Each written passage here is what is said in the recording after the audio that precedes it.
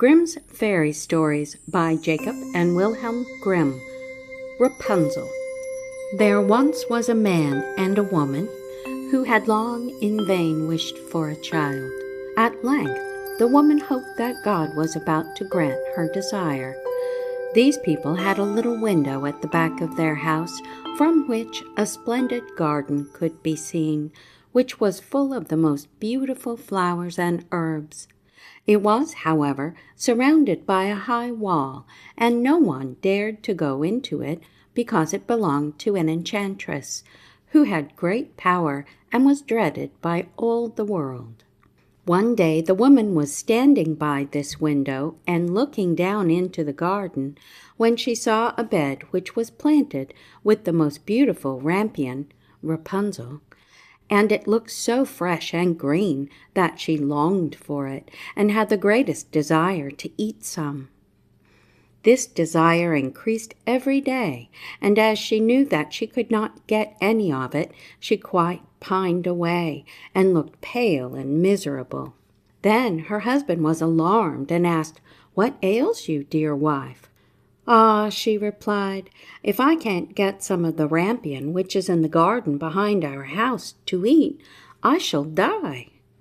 The man, who loved her, thought, "Sooner than let your wife die, bring her some of the rampion yourself. Let it cost you what it will." In the twilight of evening, he clambered down over the wall into the garden of the enchantress, hastily clutched a handful of rampion, and took it to his wife. She at once made herself a salad of it, and ate it with much relish. She, however, liked it so much, so very much, that the next day she longed for it 3 times as much as before. If he was to have any rest, her husband must once more descend into the garden. In the gloom of evening, therefore, he let himself down again. But when he had clambered down the wall, he was terribly afraid, for he saw the enchantress standing before him. "How can you dare," said she with angry look, "to descend into my garden and steal my rampion like a thief? You shall suffer for it." "Ah," answered he, "let mercy take the place of justice. I only made up my mind to do it out of necessity. My wife saw your rampion from the window and felt such a longing for it that she would have died if she had not got some to eat." Then the enchantress allowed her anger to be softened and said to him, "If the case be as you say, I will allow you to take away with you as much rampion as you will, only I make one condition. You must give me the child which your wife will bring into the world. It shall be well treated, and I will care for it like a mother." The man in his terror consented to everything, and when the little one came to them, the enchantress appeared at once, gave the child the name of Rapunzel, and took it away with her. Rapunzel grew into the most beautiful child beneath the sun. When she was 12 years old, the enchantress shut her into a tower which lay in a forest and had neither stairs nor door, but quite at the top was a little window.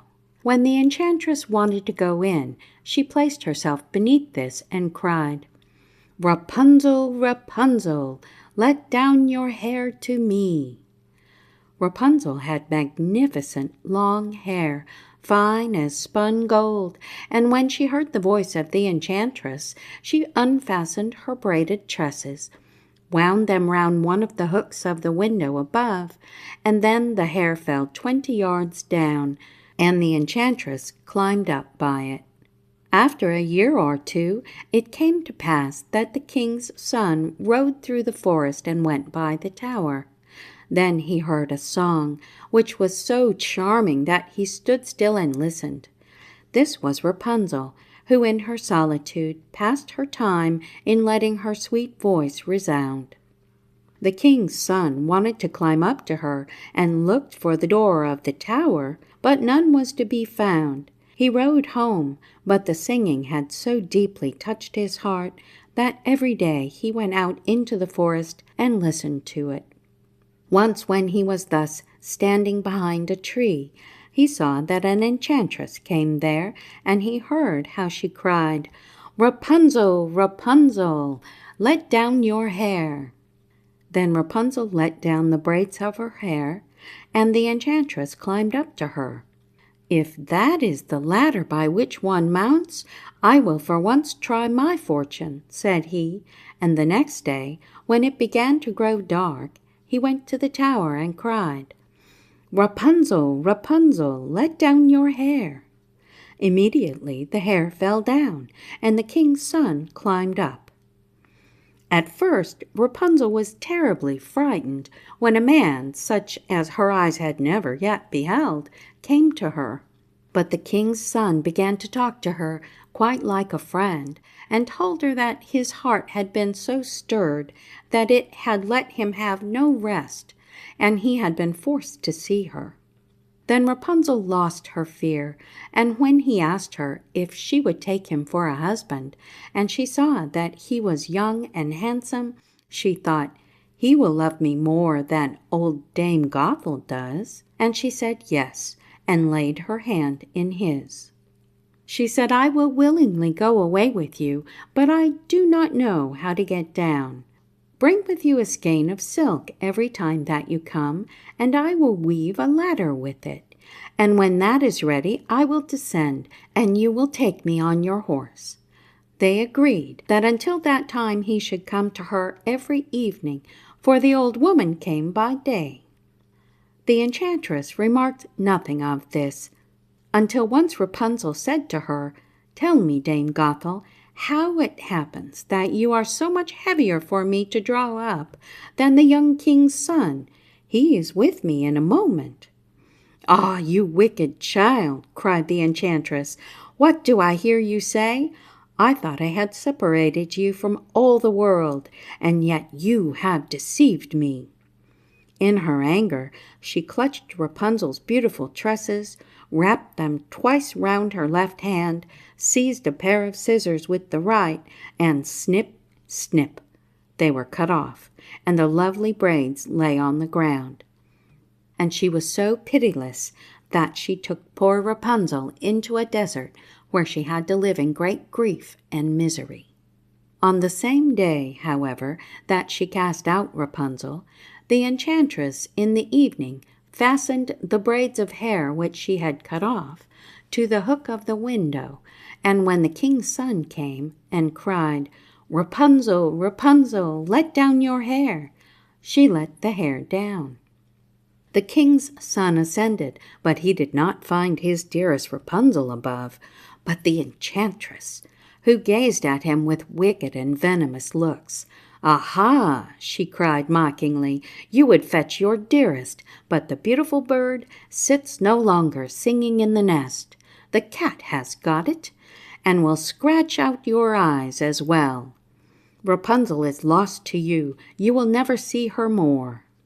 The king's son was beside himself with pain, and in his despair he leapt down from the tower.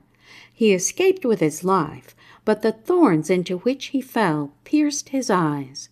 Then he wandered quite blind about the forest, ate nothing but roots and berries, and did nothing but lament and weep over the loss of his dearest wife.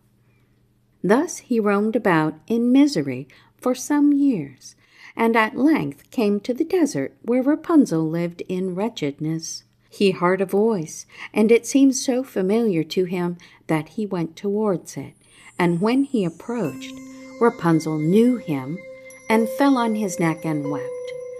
2 of her tears wetted his eyes, and they grew clear again, and he could see with them as before.